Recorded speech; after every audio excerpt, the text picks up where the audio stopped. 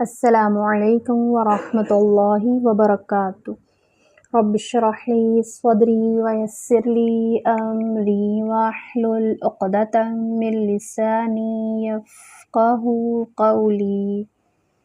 آج ہم مخارج کے بارے میں پڑھیں گے، ٹھیک ہے، کہ مخارج سیکھنا کیوں ضروری ہے۔ رسول اللہ صلی اللہ علیہ وآلہ وسلم نے فرمایا، جو شخص قرآن کو خوش الحانی یعنی اچھی آواز سے نہ پڑھے وہ ہم میں سے نہیں ہے۔ لیکن صرف قرآن کو اچھی آواز میں پڑھنا ہی کافی نہیں ہے، جب تک کہ اس کے حروف کے مخارج صحیح نہ ہوں، حروف کی صفات درست ادا نہ ہوں، تجوید کے قواعد میں غلطیاں ہوں، ٹھیک ہے۔ تو یہ سیکھنا ہمیں بہت ضروری ہے، اس کے قواعد، مخارج، صفات۔ اگر مخارج میں غلطی ہو جاتی ہے نا، مثلا واللہ علیم یعنی اللہ خوب جاننے والا ہے، اور ہم اس کو پڑھیں واللہ علیم یعنی عین کی جگہ ہم حمزہ لگا دیں تو اس کے معنی بدل جائیں گے، یعنی اللہ دردناک، ٹھیک ہے۔ تو یہ دیکھ رہے ہیں کہ کتنے معنی غلط ہو گئے ہیں، تو اس لیے مخارج سیکھنا ہمارے لیے بہت ضروری ہے۔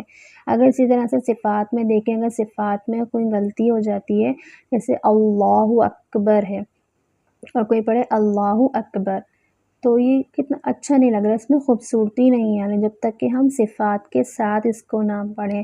اللہ اکبر یعنی اللہ کے لام کو بھی موٹا کرنا، کاف میں حمز کرنا، ٹھیک ہے۔ تو یہ صفات میں غلطی ہو گئی تو خوبصورتی نہیں آتی اگر ہم صفات میں غلطی کر دیتے ہیں تو۔ اسی طرح سے اگر ہم قواعد دیکھیں، اگر ہم قواعد میں غلطی کرتے ہیں تو دیکھیں کتنے معنی ہمارے غلط ہو جاتے ہیں۔ جیسے دیکھیں خلقنا، اور اس کے معنی ہوتے ہیں ہم نے پیدا کیا، اور خلقنا ان عورتوں نے پیدا کیا۔ تو دیکھ رہے ہیں کس قدر معنی جو ہیں وہ چینج ہو جاتے ہیں، تو اس لیے مخارج سیکھنا ہمارے لیے بہت زیادہ ضروری ہے۔ اس کورس کو سکھانے کا مقصد یہی ہے کہ آپ جو ہے وہ قرآن کو تجوید کے ساتھ پڑھنا سیکھ جائیں۔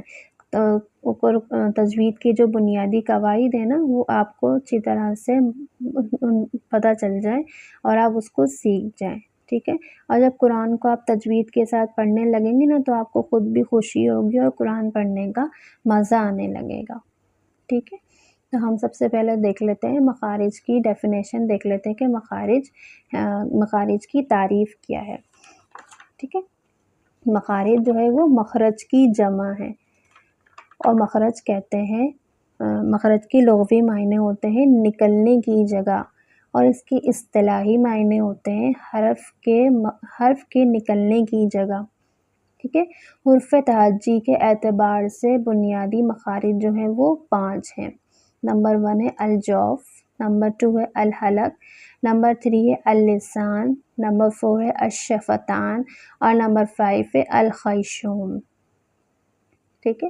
الجوف یعنی منہ اور حلق کا خالی حصہ، الحلق یعنی حلق، اللسان زبان، الشفتان یعنی ہونٹ، اور خیشوم کہتے ہیں ناک کے بانسے کو، ٹھیک ہے۔ اب نمبر 1 دیکھ لیتے ہیں الجوف۔ الجوف سے مراد ہوتا ہے منہ اور حلق کا خالی حصہ، یہاں سے 3 حروف المد ادا ہوتے ہیں، الف، واو اور یا۔ یہ حروف المد کیا ہوتے ہیں؟ الف خالی، اس سے پہلے فتحہ الف مد ہوتا ہے، جیسے قال، کانا، یہ کیا ہے؟ الف خالی، اس سے پہلے فتحہ آ رہا ہے تو یہ کیا بن رہا ہے؟ الف مد بن رہا ہے۔ واو ساکن، اس سے پہلے ضمہ واو مد، جیسے وجوہن، وجوہن یعنی واو ساکن، اس سے پہلے ضمہ آ گئی، واو مد بن گیا وجوہن۔ یا ساکن، اس سے پہلے کسرہ یا مد بن رہی ہے، جیسے رحیقین، یا ساکن، اس سے پہلے کسرہ، یہ یا مد ہے، رحیقین۔ شہیدن، ان کو جو ہے وہ 2 حرکات برابر لمبا کرنا ہوتا ہے۔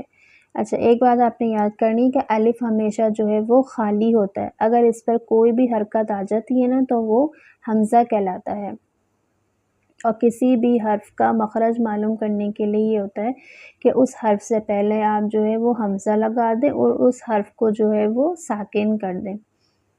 یعنی کسی حرف کا مخرج معلوم کرنا ہو تو اس سے پہلے ہم کیا لگا دیں؟ حمزہ لگائیں اور اس حرف کو ہم ساکن کر دیں. تو جہاں بھی آپ رکیں گے وہ اس حرف کا مخرج ہوگا، یعنی وہ جگہ ہوگی جہاں سے اس حرف کی آواز نکلتی ہوگی، تو وہ اس حرف کا مخرج ہوگا. ٹھیک ہے. اور ان کا لقب ہے الجوفیہ، کیونکہ ان کا مخرج جو ہے وہ الجوف ہے. المدیہ، کیونکہ یہاں سے جو ہے حرف المد ادا ہوتے ہیں. الہوائیہ، اور یہ ہوا پر ختم ہوتے ہیں، یعنی جب سانس ختم ہوتی ہے وہاں حرف المد کی آواز بھی ختم ہوتی ہے. یہ ان کا لقب ہے، الجوفیہ، المدیہ، الہوائیہ. اللہ تعالیٰ سے دعا ہے کہ اللہ تعالیٰ ہمیں قرآن پڑھنے، سمجھنے، عمل کرنے اور پھیلانے کی توفیق دے. ٹھیک ہے، آج کا لیسن ہمارا یہیں تک تھا. السلام علیکم ورحمۃ اللہ وبرکاتہ.